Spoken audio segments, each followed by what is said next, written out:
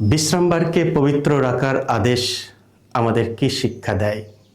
অথবা আরও ভালোভাবে বললে বিশ্রামবারের মূল উদ্দেশ্য কি? খ্রিস্টে আমার পরম প্রিয়জনেরা, আজ সেপ্টেম্বর মাসের 6 তারিখ শনিবার। আর আজকে ডেলি মান্না ঈশ্বরের বাণী প্রতিদিন নেওয়া হয়েছে লূক রচিত মঙ্গল সমাচার থেকে 6 অধ্যায় 1 থেকে 5 পদ। একদিন যিশু একটি শস্য ক্ষেতের মাঝখান দিয়ে যাচ্ছিলেন। দিনটি ছিল বিশ্রামবার। তার শিষ্যরা শস্যের শীষ ছিঁড়তে লাগলেন আর 2 হাতের মধ্যে তা ঘষে নিয়ে দানা বের করে খেতে লাগলেন। কয়েকজন ফরিসি তখন বললেন, বিশ্রামবারে যা করতে নেই তোমরা তাই করছো কেন? যিশু উত্তর দিলেন, দাউদ ও তার সঙ্গীরা সেই যেদিন ক্ষুধার্ত হয়ে পড়েছিলেন সেদিন তিনি কি করেছিলেন? আপনারা কি তাহলে তা পড়েননি? তিনি সেদিন ঈশ্বরের গৃহশিবিরে প্রবেশ করেছিলেন এবং যে নৈবেদ্যের রুটি শুধু যাজক ছাড়া আর কারো খেতে নেই, তিনি তাই নিয়ে খেয়েছিলেন আর সঙ্গীদেরও তা দিয়েছিলেন।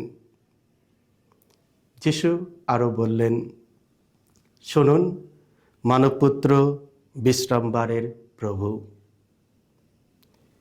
এই হলো প্রভু যিশুর মঙ্গল সমাচার। প্রভু যিশু তোমার মহিমা প্রচারিত হোক। খ্রিস্ট আমার পরম প্রিয়জনেরা, আজ আমরা শুনলাম ধর্মীয় নেতারা এই বিষয়ে যিশুকে প্রশ্ন করেছিলেন, বিশ্রামবারে যা করতে নেই যিশুর শিষ্যরা তাই করেন কেন?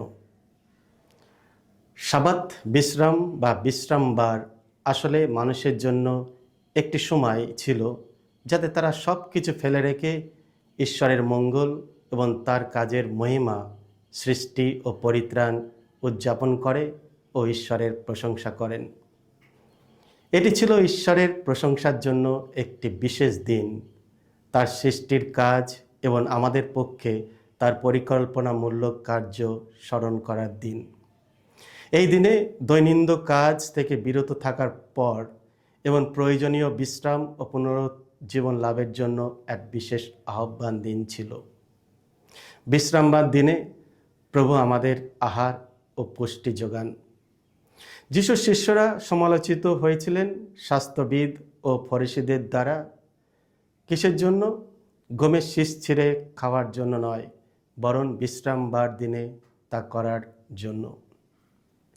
তাদের পক্ষে যুক্তি দেখাতে গিয়ে যিশুর শাস্ত্র থেকে প্রমাণ দেন যে মানুষের প্রয়োজন আচার অনুষ্ঠানের চেয়েও বড়। তাদের ক্ষুধার কারণে দাউদ ও তার সঙ্গীরা মন্দিরে নিবেদিত পবিত্র রুটি খেয়েছিলেন।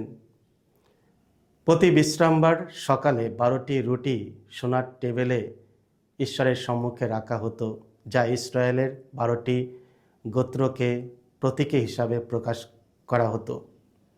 এই রুটি পুরোহিতদের ছাড়া কেউ খেতে পারত না, কারণ এটি ঈশ্বরের উপস্থিতির প্রতীক ছিল।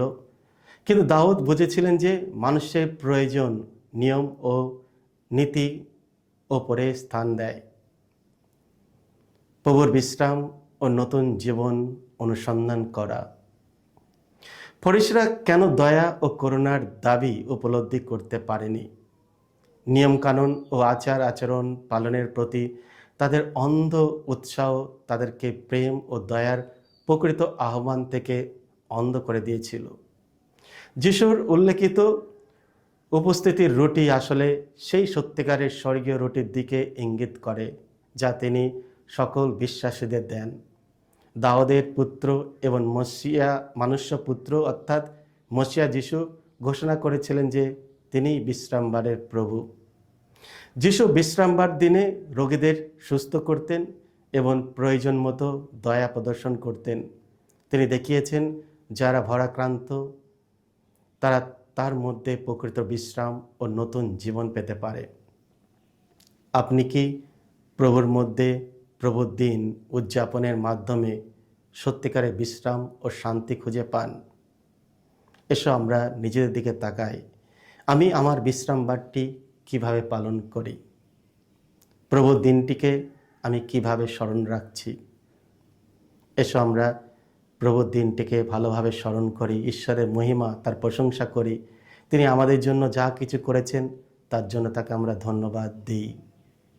সবচেয়ে বড় কথা, হৃদয়ের পরিপূর্ণতা, হৃদয়ের পবিত্রতা। আমরা যেন সঠিক উদ্দেশ্য নিয়ে, সঠিক মনোভাব নিয়ে আমরা যেন প্রভুর দিন পালন করতে পারি। এসো আমরা একে অপরের জন্য প্রার্থনা করি, যাতে আমাদের এই দিনে প্রভু আমাদের পাশে থাকেন, আমাদের প্রচুর আশীর্বাদ করেন। এসো প্রার্থনা করি। হে প্রভু যিশু, তুমি তোমার উপস্থিতি দিয়ে আমাদের সতেজ করো এবং জীবনদায়ী বাক্য দিয়ে আমাদের পরিপুষ্ট করো। আমাদেরকে শেখাও কিভাবে অন্যদের বোঝা লাঘব করতে হয়, বিশেষ করে যাদের জীবনের প্রাথমিক চাহিদা নেই। বিনম্রভাবে যত্ন ও সেবার মাধ্যমে যেন আমরা তাদের জীবন ও পুনর্জীবনের এনে দিতে পারি। আমাদের প্রত্যেকে আশীর্বাদ করো, আমরা যেন তোমার দয়ায় ও ভালোবাসার ওপর ভরসা রাখি। এই প্রার্থনা করি আমাদের প্রভু যীশু খ্রিস্টের নামে, আমেন। সকলকে জয় যিশু। ঈশ্বর আপনাদের সকলকে আশীর্বাদ করুন।